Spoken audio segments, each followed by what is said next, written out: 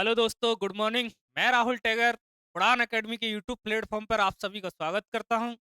और आपकी current affair की क्लासेस कैसी चल रही हैं? और उड़ान एकेडमी के द्वारा ली जाने वाली हर एक क्लास, हर एक मुद्दा आपको दिया जा रहा है, तो उन क्लासेस को देखिए आप प्रॉपर।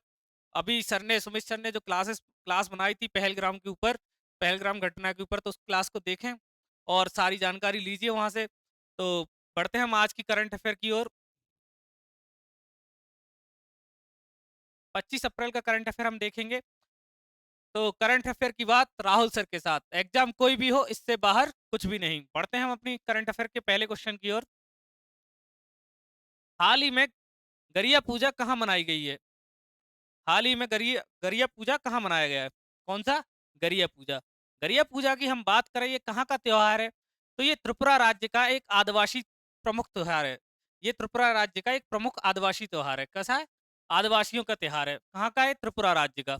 अगर हम इसकी बात करें, इस त्योहार की, तो ये कौन मनाता है इस त्योहार को? जो कोक बोरकू जो भाषा होती है, भाषी जनजाति लोग हैं, वो इस त्योहार को मनाते हैं। कौन? कोक बोरकू। कोक बोरकी। कहाँ का त्योहार है? पहली बात तो ये त्रिपुरा का। कौन मनाता है? कोक बोरक जो भाषा होती है ना, कोक बोरक भाषी जनजाति द्वारा यह त्योहार मनाया जाता है।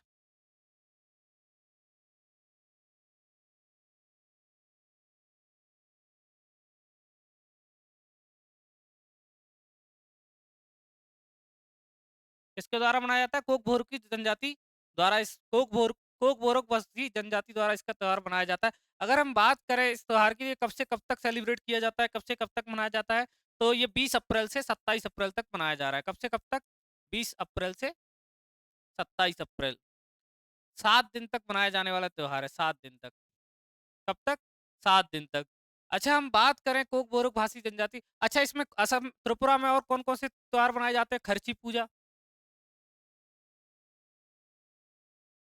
दुर्गा पूजा,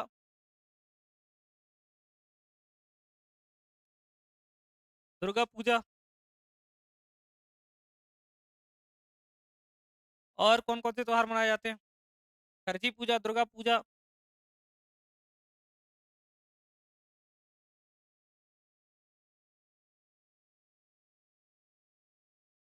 केर पूजा। तो और भी बहुत सारे त्योहार त्रिपुरा में मनाए जाते हैं। अगर हम बात करें असम की, तो असम असम की कैपिटल क्या है? असम के सीएम कौन है? त्रिपुरा की कैपिटल क्या है? त्रिपुरा के सीएम कौन है? और मणिपुर की कैपिटल क्या है? मणिपुर के सीएम कौन है? बताना है। नागालैंड की कैपिटल क्या है? नागालैंड के सीएम कौन है? तो असम की कैपिटल है दिसपुर। क्या है? दिसपुर। अच्छा, हम असम के सीएम की बात करें, असम के सीएम कौन है? तो असम के सीएम है हेमंत विश्व शर्मा। कौन है? हेमंत विश्व शर्मा। त्रिपुरा की कैपिटल क्या है? त्रिपुरा के सीएम कौन है? तो त्रिपुरा की कैपिटल की बात करें, अगरतला है। क्या है? अगरतला। अगर हम त्रिपुरा के सीएम के बारे में बात करें, तो त्रिपुरा के सीएम कौन है? त्रिपुरा के सीएम बताइए। तो माणिक सा। कौन है? माणिक सा। अच्छा, मणिपुर की कैपिटल बताइए। मणिपुर के सीएम बताइए। नागालैंड की कैपिटल, नागालैंड के सीएम कौन है? नागालैंड की कैपिटल है अपनी कोहिमा। क्या है? कोहिमा। क्या है नागालैंड की कैपिटल? कोहिमा। नागालैंड के सीएम कौन है? नेफ्यूरियो। कौन है? नेफ्यूरियो। अपन को कहाँ का बताना है? मणिपुर का। तो मणिपुर की कैपिटल क्या है? मणिपुर की कैपिटल है इम्फाल। क्या है? इम्फाल। अच्छा, मणिपुर की वो बताइए। मणिपुर के सीएम कौन है? मणिपुर के सीएम कौन है बताइए। तो मणिपुर के सीएम है एन वीरेन सिंह। कौन है? एन वीरेन सिंह। एन वीरेन सिंह। कौन है मणिपुर के सीएम? एन बीरेन सिंह। तो इस क्वेश्चन से हमें इतनी जानकारी मिलती है। बढ़ते हैं नेक्स्ट क्वेश्चन की ओर। हम इसकी एक्सप्लेनेशन हम देख लेते हैं। गरिया पूजा त्रिपुरा राज्य का एक प्रमुख आदिवासी त्योहार है, जिसे विशेष रूप से कोक बोरक भाषी जनजाति द्वारा मनाया जाता है। बढ़ते हैं नेक्स्ट क्वेश्चन की ओर। किस स्वतंत्रता सेनानी की शौर्य जयंती के अवसर पर बिहार की राजधानी पटना में पहली बार भारतीय वायुसेना की प्रसिद्ध प्रसिद्ध सूर्य किरण एरोबेटिक टीम का एयर शो आयोजित किया है? तो अभी बिहार में बिहार के पटना में एयर शो आयोजित हुआ है। कहाँ पे हुआ है? बिहार के पटना में। अच्छा, बिहार के पटना में ये आयोजित हुआ है, तो इस जो टीम इस टीम जो इसको आयोजित करने वाली टीम है, उसका नाम क्या है? Surya Kiran aerobatic team. कौन सी है टीम है? Surya Kiran aerobatic team. Surya Kiran aerobatic team. अच्छा, बिहार के पटना में किस जगह पे याद ये हुआ है? स्थान बताइए। अच्छा, स्थान बताते हैं। और इसमें कितने लड़ाकू विमान शामिल हैं, वो बताइए। लड़ाकू विमान। अच्छा, इसमें कितने लड़ाकू विमानों के द्वारा कैसी आकृति बनाई गई थी, वो बताइए। और ये कब हुआ? ये एयर शो कब हुआ? कब से? अगर हम स्थान की बात करें, लड़ाकू विमानों की बात करें, तो कितने लड़ाकू विमान थे इस शो में? इस शो में कितने लड़ाकू विमान थे, बताइए। 132 लड़ाकू विमानों ने इसमें हिस्सा लिया। कितने? 132 लड़ाकू विमानों ने इसमें हिस्सा लिया। अगर हम स्थान की बात करें, तो जेपी पंत मरीन ड्राइव। कौन सा? JP Pant marine drive. Mumbai वाला मरीन ड्राइव नहीं समझना है, वो ज्यादा दिमाग में चला जाता है। JP Pant marine drive, Patna में। कहाँ पे? JP Pant marine drive, Patna में। कहाँ पे एयर से हुआ है ये? JP Pant marine drive, Patna में। कितने लड़ाकू विमानों ने हिस्सा लिया? 132 ने। अच्छा, इसमें कौन कौन सी आकृति बनाई गई लड़ाकू विमान द्वारा? तो हृदय की।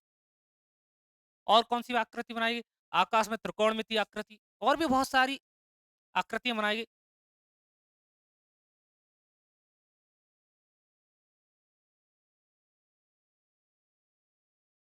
अच्छा, ये कब हुआ? ये 22-23 अप्रैल को हुआ। कब? 22-23 अप्रैल। 22 अप्रैल। कब हुआ? 22-23 अप्रैल।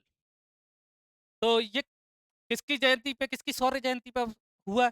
तो ये वीर कुंवर सिंह की जयंती पे हुआ। किसकी जयंती पे ये आयोजन किया गया? वीर वीर कुंवर सिंह की। अच्छा, इसका आयोजन किसने किया? तो इसका आयोजन रक्षा मं- बिहार सरकार और रक्षा मंत्रालय द्वारा इसका आयोजन किया गया। किसके द्वारा? बिहार सरकार और रक्षा मंत्रालय।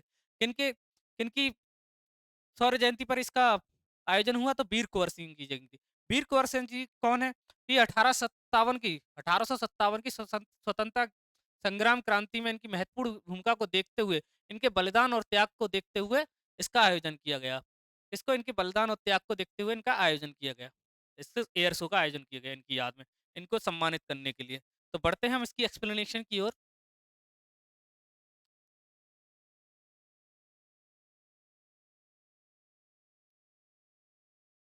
एक सेकंड रुकिएगा जरा। हाँ, इसका एक्सप्लेनेशन देखते हैं। भारतीय वायुसेना की सूर्य किरण एरोबेटिक कौन सी टीम?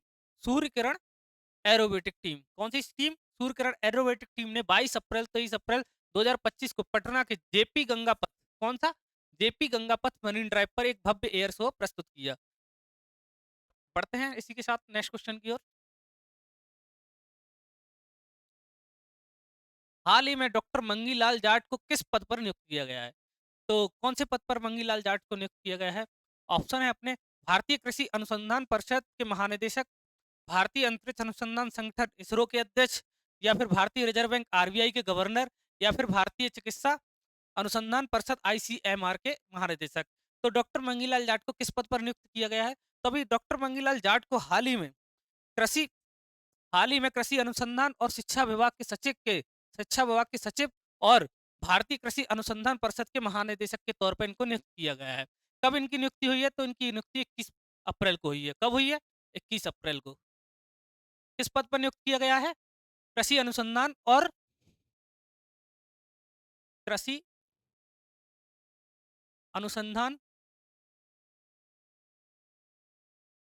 कृषि अनुसंधान और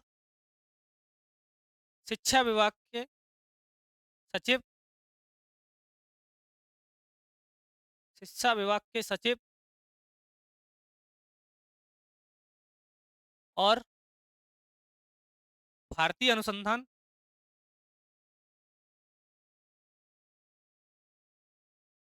भारतीय अनुसंधान भारतीय अनुसंधान भारतीय कृषि अनुसंधान भारतीय कृषि अनुसंधान परिषद भारतीय कृषि अनुसंधान परिषद के पद पर इनको नियुक्त किया गया।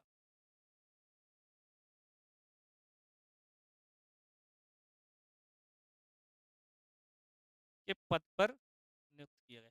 तो अभी इनको 2 पदों पर नियुक्त किया गया, कौन से? भारतीय कृषि अनुसंधान और शिक्षा विभाग के सचिव और भारतीय कृषि अनुसंधान परिषद के पद पर इनको नियुक्त किया गया है। इनके पास डॉक्टर मंगीलाल जाट को, इनको इस कृषि विभाग में कृषि विज्ञान प्रणाली में 25 वर्षों से अधिक का अनुभव है, इसलिए इनको इनको नियुक्ति दी गई है। हम बात करें इसरो की, इसरो के बारे में मैं आपको पिछली क्लासों में भी बता चुका हूँ। इसरो की स्थापना कब हुई थी? तो इसरो की स्थापना हुई थी 15 अगस्त 1969 में। कब हुई थी? 15 अगस्त 1969 में। इसरो की स्थापना 15 अगस्त 1969। अगर हम बात करें इसरो के बारे में, तो इसरो की स्थापना कब हुई थी? 15 अगस्त 1969 में। अच्छा, इसरो का हेडक्वार्टर कहाँ है? तो इसरो का हेडक्वार्टर है बेंगलुरु में। कहाँ है? बेंगलुरु में। अच्छा, इसरो के प्रथम अध्यक्ष कौन थे? डॉक्टर विक्रम साराभाई। इसरो के वर्तमान अध्यक्ष कौन है? Doctor V Narayan. कौन है? Doctor V Narayan. तो बढ़ते हैं हम।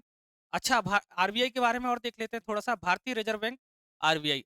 आरबीआई के गवर्नर कौन है? आरबीआई के, तो आरबीआई के प्रेजेंट टाइम पे गवर्नर है संजय मल्होत्रा जी। कौन है?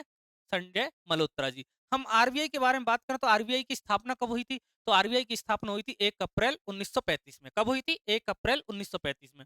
अच्छा, आरबीआई के प्रथम भारतीय गवर्नर कौन थे? तो आरबीआई के प्रथम भारतीय गवर्नर थे सीडी देशमुख जी। कौन? सीडी देशमुख जी। और आरबीआई का मुख्यालय कहाँ है? तो आरबीआई का मुख्यालय है अपना मुंबई में। तो बढ़ते हैं इसी के साथ इसकी एक्सप्लेनेशन की ओर। डॉक्टर मंगीलाल जाट को हाल ही में, इसको डॉक्टर मंगीलाल जाट को हाल ही में भारत सरकार के कृषि अनुसंधान और शिक्षा कृषि अनुसंधान कृषि अनुसंधान और शिक्षा विभाग के सचिव के और भारतीय कृषि अनुसंधान परिषद के महानिदेशक के पद पर नियुक्त किया है। बढ़ते हैं हम अपने नेक्स्ट क्वेश्चन की ओर। वाइब्रेंट विलेज प्रोग्राम वीवीपी का उद्देश्य क्या है? तो वाइब्रेंट विलेज प्रोग्राम होता क्या है? पहले तो हम इसको थोड़ा सा जान लेते हैं वाइब्रेंट विलेज प्रोग्राम के बारे में। यह केंद्र सरकार द्वारा चलाई जाने वाली एक योजना है। किसके द्वारा? केंद्र सरकार के द्वारा चलाई जाने वाली एक योजना है। अच्छा, इस योजना का उद्देश्य क्या है? पहली बात तो इसको किसके द्वारा चलाया जाता है वाइब्रेंट विलेज प्रोग्राम को?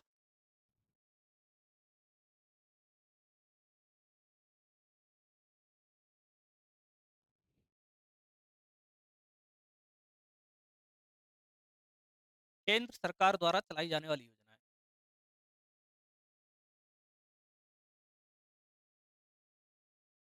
चलाई जाने वाली योजना। अच्छा, हम इस योजना की बात करें तो यह योजना कब से कब तक चलाएगी? तो यह योजना 4 साल के लिए चलेगी। 2024-25 से 2028-29 तक यह योजना चलेगी। अच्छा, इसमें लागत की बात करें, इसमें कितने लागत हुई है? इसका इसमें कितनी लागत को मंजूरी दी गई है? तो 6,839 करोड़ रुपए की मंजूरी दी है। कितनी? 6,839 करोड़। अच्छा, इसका उद्देश्य क्या है? होती क्या है ये vibrant village programme? Vibrant village programme, vibrant village programme की हम बात करें तो ये सीमावर्ती जितनी भी गांव होते हैं ना, उनका विकास करना। कौन से? सीमावर्ती गांव का विकास करना। सीमावर्ती गांव का विकास करना।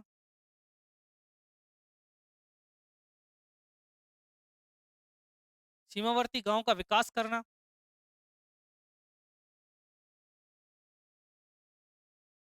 सीमावर्ती गांव का विकास करना। और क्या होता है? जो गांव से सीमाओं से लगे हुए जो गांव हैं उनके लोगों के जीवन के स्तर में सुधार लाना। क्या? सीमावर्ती जो गांव है उन गांव के जीवन स्तर में सुधार करना। और और क्या? कौशल विकास बढ़ाना, समावेशिता, वित्तीय समावेशिता। और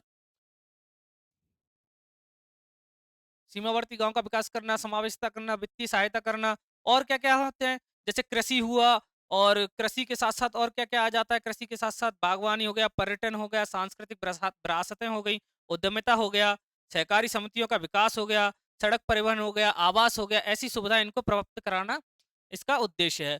तो वाइब्रेंट विलेज प्रोग्राम आप समझ ही गए होंगे। तो हम इसके वाइब्रेंट प्रोग्राम, इसका उद्देश्य क्या है? सीमावर्ती गाँव में बुनियादी ढांचे और विकास और आजीविका के अवसर प्रदान करना, या फिर केवल शहरी क्षेत्रों में पर्यटन को बढ़ावा देना, केवल कृषि उत्पादकता में वृद्धि करना, केवल सीमावर्ती गांव में शिक्षा का स्तर को बढ़ाना। तो शिक्षा का स्तर बढ़ाना भी है, और कृषि का बढ़ाना भी है, बागवानी को भी बढ़ाना है, पर्यटन को भी बढ़ावा देना है, और सड़क राजमार्ग को भी बढ़ावा देना है, वित्तीय सहायता भी करनी है। तो सीमावर्ती गांव के क्या होगा अपना सर? सीमावर्ती गांव में बुनियादी ढांचे और विकास की आजीविका का अवसर को पैदा करना, ये होता है वाइब्रेंट विलेज प्रोग्राम। तो बढ़ते हैं हम इसी के साथ इसकी एक्सप्लेनेशन की ओर। Vibrant village programme VVP Bharat सरकार की एक पहल है जिसका उद्देश्य है देश के सीमावर्ती गांवों का सर्वांगीण विकास करना। बढ़ते हैं नेक्स्ट क्वेश्चन की ओर। अपना नेक्स्ट क्वेश्चन है तपोवन विष्णुगढ़ जल विद्युत परियोजना कहाँ स्थित है? कौन सा? तपोवन विष्णुगढ़ जल विद्युत परियोजना। अगर हम बात करें तपोवन विष्णुगढ़ जल विद्युत परियोजना की, तो ये कहाँ पर है? उत्तराखंड में है, या फिर हिमाचल प्रदेश में, या जम्मू कश्मीर में, या लद्दाख में? तो ये परियोजना तपोवन विष्णुगढ़ जल विद्युत परियोजना, ये परियोजना कहाँ पे? तो ये उत्तराखंड के चमोली में है। कहाँ पे? उत्तराखंड के चमोली में। कहाँ पर है ये परियोजना? उत्तराखंड के चमोली में। अच्छा, हम इस परियोजना की बात करें, ये किस नदी पर है? ये धौली गंगा नदी पर है। किस पर है? धौली गंगा नदी पर यह परियोजना है। धौली गंगा नदी पर। कहाँ पर है? धौली गंगा नदी पर परियोजना है। अच्छा, तपोवन विष्णुगढ़ जल विद्युत परियोजना की और क्या बात करें हम? तपोवन जल तपोवन विष्णुगढ़ जल विद्युत जो परियोजना है, अच्छा ये धौलीगढ़ नदी, इसका निर्माण किसने किया था? इसका निर्माण किसने किया था? इसके निर्माण की बात करें, एनटीपीसी ने। किसने किया? एनटीपीसी ने। राष्ट्रीय ताप विद्युत निगम लिमिटेड। ताप विद्युत निगम लिमिटेड। निगम ताप विद्युत निगम लिमिटेड। किसने निर्माण किया? एनटीपीसी ने, राष्ट्रीय ताप विद्युत निगम लिमिटेड। अगर हम इसकी बात करें, इसकी क्षमता कितनी है, इस तपोवन विष्णुगढ़ जल विद्युत परियोजना की, इसकी क्षमता की बात करें तो 520 मेगावाट उत्पादन करना है। 520 मेगावाट का। अच्छा, 520 मेगावाट में इसमें 130 मेगावाट के 4 पेंटल टरबाइन लगे हुए हैं। कौन से? 4 पेंटल टरबाइन। कितने टरबाइन लगे हैं? 4 पेंटल टरबाइन लगे हैं 130 मेगावोल्ट के। कितनी क्षमता है इसकी? 520 मेगावोल्ट। अच्छा, ये इसके बारे में बात करें तो यह एक कैसी है? यह एक रन ऑफ रिवर परियोजना है। कैसी परियोजना है? Run of river. Run of river का मतलब होता है कि इसमें पानी के प्रवाह को डाइवर्ट करके विद्युत उत्पादन किया जाता है बिना किसी बड़े जलाशय के। क्या होता है? एक रन ऑफ रिवर परियोजना है। क्या है? रन ऑफ रिवर परियोजना। कैसी परियोजना है ये? रन ऑफ रिवर परियोजना। रन ऑफ रिवर परियोजना का मतलब होता है कि पानी का जो बहाव रहता है ना, इसको डाइवर्ट करके जल विद्युत इसको डाइवर्ट करके जल विद्युत इसको डाइवर्ट करके विद्युत का उत्पादन करना है बिना किसी बड़े जलाशय के। क्या? बिना किसी बड़े जलाशय के विद्युत उत्पादन करना रन ऑफ रिवर परियोजना होता है। अगर हम इसके उद्देश्य की बात करते हैं, उसका उद्देश्य क्या है? इस परियोजना का उद्देश्य क्या है? तो उत्तराखंड में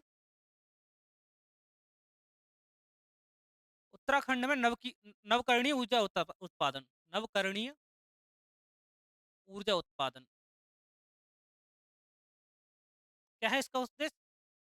उत्तराखंड में नवकरणीय ऊर्जा उत्पादन। तो हम बात करें उत्तराखंड की, तो उत्तराखंड की कैपिटल क्या है? थोड़ा सा ये भी देख लेते हैं हम साथ में ही। और उत्तराखंड की कैपिटल क्या है? उत्तराखंड के सीएम कौन है? यहाँ देख लेते हैं। उत्तराखंड कैपिटल क्या है उत्तराखंड की? देहरादून। क्या है? देहरादून। और सीएम कौन है उत्तराखंड के, वो आप बताइए। और हिमाचल प्रदेश की कैपिटल बताइए। सीएम बताइए हिमाचल प्रदेश के। तो उत्तराखंड की कैपिटल, हिमाचल प्रदेश की कैपिटल क्या है? शिमला। क्या है? शिमला। सीएम बताइए। उत्तराखंड और हिमाचल प्रदेश के सीएम बताइए। उत्तराखंड के सीएम है पुष्कर सिंह धामू। कौन है? पुष्कर सिंह धामी। और हिमाचल प्रदेश के सीएम के ना सुखविंदर सिंह सुक्खू। सिक्खू। सुखविंदर सिंह सिक्खू। कौन है? सुखविंदर सिंह सिक्खू। बढ़ते हैं हम इसके साथ इसकी एक्सप्लेनेशन की, और तपोवन विष्णुगढ़ जल विद्युत परियोजना की एक्सप्लेनेशन हम देख लेते हैं। तपोवन विष्णुगढ़ जल विद्युत परियोजना भारत के उत्तराखंड राज्य के चमोली जिले में स्थित है। कहाँ पे? उत्तराखंड के चमोली जिले में। बढ़ते हैं इसके साथ। नेक्स्ट क्वेश्चन हमारा, बुल्सआई गैलेक्सी लीडा 13-424 हाल ही में किस टेलीस्कोप का उपयोग करके खोजी गई है? तो बुल्सआई गैलेक्सी अभी खोजी गई है, तो इस किसके कौन से टेलीस्कोप के द्वारा इसको खोजा गया है, तो इसके बारे में हम थोड़ी सी चर्चा करते हैं। तो ये James Webb space technology, herbal space telescope, या फिर जॉइंट मीटरवेव रेडियो टेलीस्कोप, या फ्यूजर स्पेस टेलीस्कोप। तो इसको हाल ही में नासा के हबल स्पेस टेलीस्कोप और हबल स्पेस टेलीस्कोप और किसके द्वारा खोला गया, हवाई स्थित WMK के वेधशाला है उसके सहयोग से इसको खोला गया। किसके? नासा और नासा के Hubble space technology, Hubble space telescope और हवाई स्थित WMK के वेधशाला, इन दोनों ने मिलकर इसको खोजा है। किस किसने? हबल स्पेस टेलीस्कोप और हवाई स्थित WMK के वेधशाला के द्वारा इसको खोजा गया। और इसको खोजा गया, हम इसके आकार की बात करते हैं, इसका आकार कितना है? इसका आकार कितना है? ये बुल्स आई गैलेक्सी होता क्या है? अगर हम बुल्स आई गैलेक्सी की बात करें तो इसमें रिंग्स कितनी है और इसका आकार कितना है? इसके आकार की बात करें तो लगभग इसका आकार है, और ये इसकी दूरी कितनी है पृथ्वी से? इसकी दूरी कितनी है पृथ्वी से? इसके आकार की हम बात करें तो इसका आकार पृथ्वी से, इसका आकार लगभग 2,50,000 प्रकाश वर्ष है। इसका व्यास है ये कितना? इसका व्यास कितना है? 2,50,000 प्रकाश वर्ष। लगभग हमारी जो आकाशगंगा है ना, मिल्की वे, उससे ये लगभग 2.5 गुना बड़ा है। कितना बड़ा है? 2.5 गुना बड़ा है। उससे ये 2.5 गुना बड़ी आकाशगंगा है। हमारी जो आकाशगंगा है मिल्की वे, उससे ये 2.5 गुना बड़ी आकाशगंगा है। कितनी बड़ी है? 2.5 गुना बड़ी। 2.5 गुना बड़ी आकाशगंगा है। अच्छा, इसकी दूरी बात करें, दूरी पृथ्वी से इसकी दूरी कितनी है? तो इसकी दूरी पृथ्वी से लगभग 551 मिलियन प्रकाश वर्ष बराबर दूरी है इसकी पृथ्वी से। कितनी? 551 मिलियन प्रकाश वर्ष। इतनी इसकी दूरी है पृथ्वी से। अगर हम इसकी बात करें दूरी की, तो इसमें कितनी रिंग्स है? यह इसमें 9 रिंग्स के साथ ये अभी तक की खोजी गई सबसे अधिक रिंग्स वाली अभी तक की खोजी गई सबसे अधिक रिंग्स वाली ये गैलेक्सी है। कौन सी? Bullseye Galaxy. अगर और क्या देखें अपन इसके बारे में, बुल्सआई गैलेक्सी के बारे में, तो 50 मिलियन वर्ष पहले ये नीली 50 मिलियन वर्ष पहले यह नीली बोनी गैलेक्सी से लीडा के केंद्र से टकराव हुआ, जिससे यह रिंग्स बनी। किससे बनी? कितने कितने साल पहले की गैलेक्सी है ये? तो 50 मिलियन वर्ष पहले। 50 मिलियन वर्ष पहले ये नीली जो वो है गैलेक्सी, उससे टकराई थी, उससे इसका निर्माण हुआ था। तो बढ़ते हैं हम इसी के साथ नेक्स्ट इसकी एक्सप्लेनेशन की ओर। एक अंतरराष्ट्रीय शोध टीम ने हबल स्पेस टेलीस्कोप, कौन सा टेलीस्कोप? हबल स्पेस टेलीस्कोप और WMK के वेधशाला का उपयोग करके बुल्स आई गैलेक्सी लीडा की खोज की। इस गैलेक्सी की अनोखी रिंग जैसी संरचना लगभग 5 करोड़ वर्ष पहले एक नीली बोनी गैलेक्सी के साथ टकराव से हुआ था इसका निर्माण। बढ़ते हैं इसी के साथ नेक्स्ट क्वेश्चन की ओर। हाल ही में किस देश ने एक कृत्रिम सूरज विकसित किया है जो 100 मिलियन डिग्री तक तापमान पहुंचा सकता है? हम बात करें तो किसने किया है ऐसा कृत्रिम सूरज विकसित किसने किया है? जापान ने किया है, दक्षिण कोरिया ने किया है, अमेरिका ने किया है, या चीन ने किया है? हम बात करें तो ऐसा कृत्रिम सूरज किसने विकसित किया है? ऐसा कृत्रिम सूरज 100 मिलियन डिग्री तक का तापमान झेल सकता है। तो ऐसा कृत्रिम सूरज चाइना ने डेवलप किया है। किसने डेवलप किया है? चाइना ने, जो 100 मिलियन डिग्री तक तापमान झेल सकता है। इसका उद्देश्य की बात करें, इसका उद्देश्य क्या है ऐसे इसका खोजने का? तो इसका उद्देश्य बताइए, इसका उद्देश्य क्या है? तो इसका उद्देश्य है नाभिकीय संलयन। तो अगर हम बात करें, किसने खोजा है? चाइना ने। किसने विकसित किया है? चाइना ने। तो चाइना की कैपिटल आप मुझे बताइए, साथ में चाइना की करेंसी आप मुझे बताइए। जापान की कैपिटल करेंसी बताइए, अमेरिका की कैपिटल करेंसी बताइए। अमेरिका की कैपिटल कर अच्छा, चाइना की बात करें कैपिटल की, चाइना की कैपिटल है बीजिंग। क्या है चाइना की कैपिटल? बीजिंग। चाइना की करेंसी क्या है? युआन। जापान की कैपिटल येन। क्या है? येन। सॉरी, जापानी करेंसी येन है। जापानी करेंसी क्या है? येन। जापान की कैपिटल क्या है? टोक्यो। क्या है कैपिटल जापान की? टोक्यो। अच्छा, साउथ कोरिया की कैपिटल और वो बताइए करेंसी। अमेरिका की बताते हैं, अमेरिका की कैपिटल क्या है? Washington DC. क्या है अमेरिका की capital? Washington DC. Washington DC capital है यहाँ की। और डॉलर यहाँ की मुद्रा है। क्या है? डॉलर। डॉलर यहाँ की करेंसी है। अच्छा, दक्षिण कोरिया की कैपिटल और करेंसी बताइए। दक्षिण कोरिया की कैपिटल और करेंसी क्या है? दक्षिण कोरिया की, तो दक्षिण कोरिया की कैपिटल है सियोल। क्या है? सियोल। दक्षिण कोरिया की करेंसी क्या है? दक्षिण कोरिया की करेंसी है वॉन। क्या है? वॉन। तो इस क्वेश्चन से हमें इतनी जानकारी मिलती है। बढ़ते हैं हम इसकी एक्सप्लेनेशन की ओर।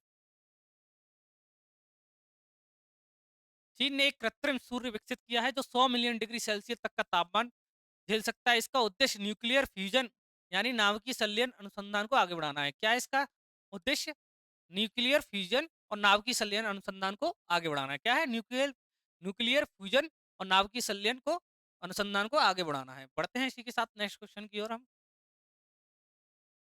हाल ही में किस देश ने ब्रिक्स एक सेकेंड हाल ही में किस देश ने ब्रिक्स समूह से सदस्यता प्राप्त की है? तो हाल ही में किसने ब्रिक्स से सदस्यता प्राप्त की, इसके बारे में थोड़ा सा हम जानते हैं। तो पहले तो हम देखें कि ब्रिक्स क्या है। ब्रिक्स के बारे में आपको क्या बता अच्छा, ब्रिक्स के बारे में बताइए। ब्रिक्स का स्थापना कब हुई थी ब्रिक्स की? ब्रिक्स में शुरुआत में कितने देश थे, बाद में कितने देश हो गए, और इसमें कितने सदस्य देश हैं? ब्रिक्स की हम बात करें ब्रिक्स की हम बात करें तो ब्रिक्स में ब्रिक्स का ब्रिक्स की स्थापना कब हुई थी? तो ब्रिक्स की स्थापना हुई थी 2009 में। कब हुई थी? 2009 में। अच्छा, ब्रिक्स में कितने देश हैं? तो ब्रिक्स में कितने देश हैं? 5। कौन कौन से हैं? ब्राजील, रसिया,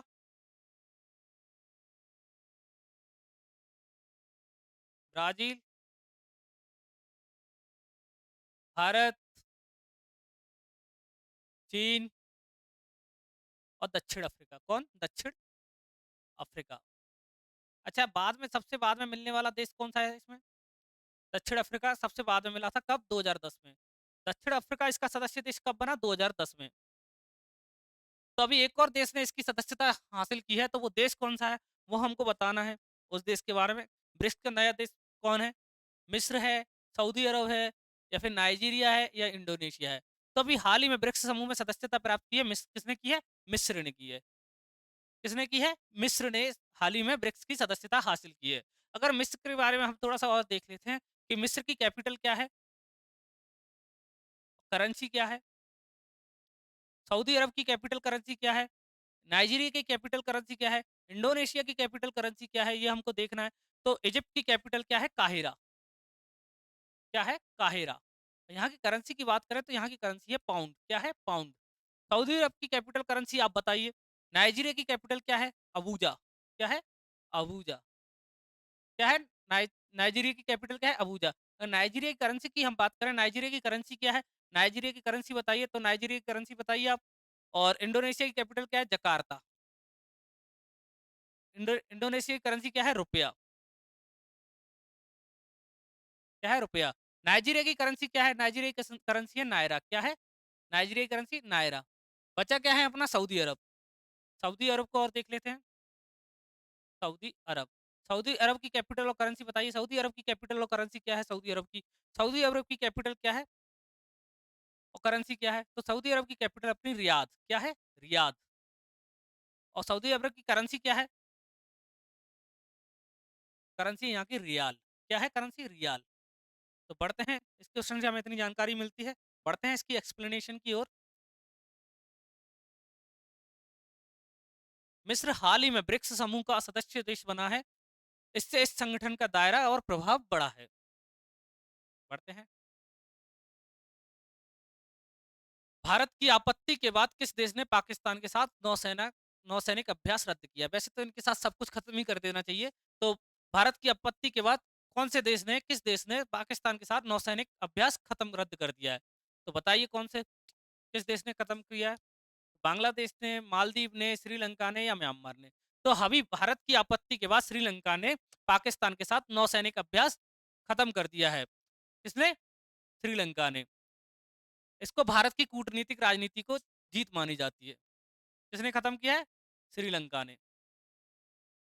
तो अगर हम बात करें श्रीलंका की, तो श्रीलंका की कैपिटल क्या है और श्रीलंका की करेंसी क्या है, दोनों देखते हैं। म्यांमार की कैपिटल करेंसी क्या है? बांग्लादेश की कैपिटल करेंसी, बांग्लादेश की कैपिटल है ढाका। क्या है? ढाका। करेंसी क्या है यहाँ की? करेंसी क्या है? टका।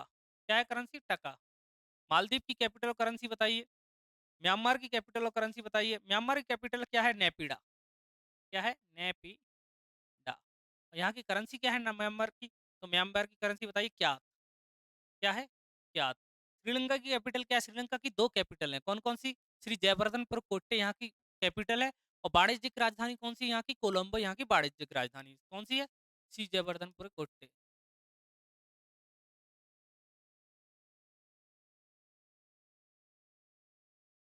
श्री जयवर्धनपुर कोट्टे, ये यहाँ की कैपिटल है, राजधानी है। करेंसी की बात करें तो यहाँ पे श्रीलंका में करेंसी कौन सी है चलती है? रुपया। अच्छा, मालदीव की कैपिटल और करेंसी बताइए। मालदीव की कैपिटल क्या है? मालदीव की करेंसी क्या है? मालदीव की कैपिटल और करेंसी बताइए। मालदीव की बात करें तो माले और रुपया यहाँ की करेंसी है। मालदीव की कैपिटल क्या है? माले। क्या है मालदीव की कैपिटल? माले। क्या है? माले। और करेंसी की बात करें, करेंसी कौन सी चलती है यहाँ पे? रुपया। रुपया नहीं, रुपया। कौन सी करेंसी चलती है? रुपया। पढ़ते हैं इसी के साथ इसकी एक्सप्लेनेशन की ओर। भारत द्वारा आपत्ति जताए जाने के बाद श्रीलंका ने पाकिस्तान के साथ नियोजित नौसेना अभ्यास को रद्द कर दिया, जिससे क्षेत्रीय कूटनीतिक और संवेदनशीलताओं को उजागर किया गया है। पढ़ते हैं आज का हमारा लास्ट क्वेश्चन। भारत का पहला महिला जल पुलिस थाना कहाँ खोला गया है? तो कहाँ खोला गया भारत का पहला महिला जल पुलिस थाना? केरल में, महाराष्ट्र में, तमिलनाडु में या फिर गुजरात में? तो अभी भारत के महाराष्ट्र में पहला महिला जल पुलिस थाना खोला गया है। कहाँ पे? महाराष्ट्र में पहला महिला जल पुलिस थाना खोला गया है। इससे क्या होगा? जल पुलिस थाना से समुद्र में महिलाओं की, समुद्र में महिला शक्ति को बढ़ाना और महिलाओं को शक्तिकरण, पुलिस थाना महिलाओं को सशक्त करने के लिए ये थाना खोला गया। कहाँ पे? महाराष्ट्र में। कहाँ पे खोला गया? महाराष्ट्र में।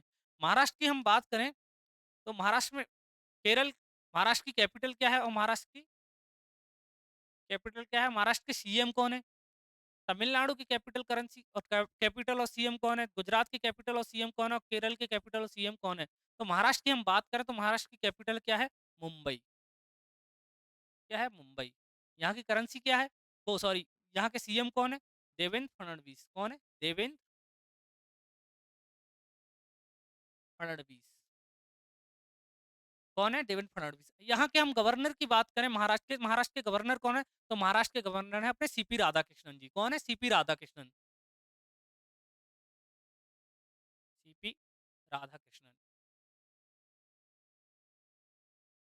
कौन है गवर्नर? सीपी राधाकृष्णन। केरल की हम बात करें, केरल की कैपिटल क्या है? केरल की कैपिटल क्या है? तिरुवनंतपुरम। क्या है? तिरुवनंतपुरम। यहाँ के सीएम कौन है? पिनरई विजयन। कौन है? पिनरई विजयन। कौन है? सीएम पिनरई विजयन। यहाँ के गवर्नर आप लोग बताइए कौन है? तमिलनाडु की कैपिटल क्या है? तमिलनाडु की कैपिटल क्या है? चेन्नई। क्या है तमिलनाडु कैपिटल? चेन्नई। यहाँ के सीएम कौन है? एम के स्टालिन। कौन है? एम के स्टालिन। कौन है यहाँ के सीएम? एम के स्टालिन।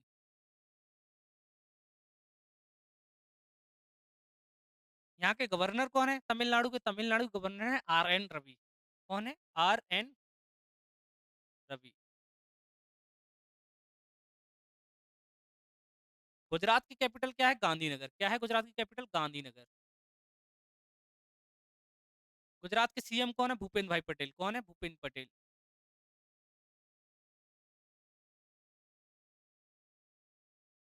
कौन है? भूपेन्द्र पटेल।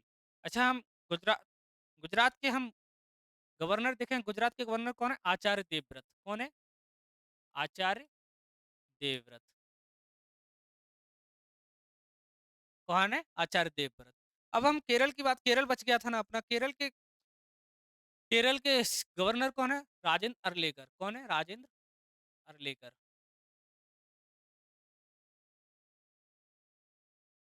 तो भारत का पहला महिला जल पुलिस थाना कहाँ खोला गया है? कहाँ पे खोला गया है बताइए? तो महाराष्ट्र में खोला गया है। इसका उद्देश्य क्या है? महिला सशक्तिकरण को बढ़ावा देना। क्या है? महिला सशक्तिकरण को बढ़ावा देना, समुद्र में अपना वर्चस्व बनाए रखना। तो बढ़ते हैं हम इसकी एक्सप्लेनेशन की ओर। महाराष्ट्र ने समुद्री सुरक्षा को बढ़ाना और कानून प्रवर्तन में महिलाओं का सशक्त बनाने के उद्देश्य से भारत का पहला महिला जल पुलिस थाना स्थापित किया गया। किस लिए? क्या क्या उद्देश्य है इसका? समुद्री सुरक्षा को बढ़ाना और कानून प्रवर्तन महिलाओं को सशक्त बनाना। क्या? कानून प्रवर्तन में महिलाओं को सशक्त बनाने के उद्देश्य से भारत का पहला महिला जल पुलिस थाना स्थापित किया है। आज के लिए इतना ही। बढ़ते हैं हम अपने रिवीजन की ओर।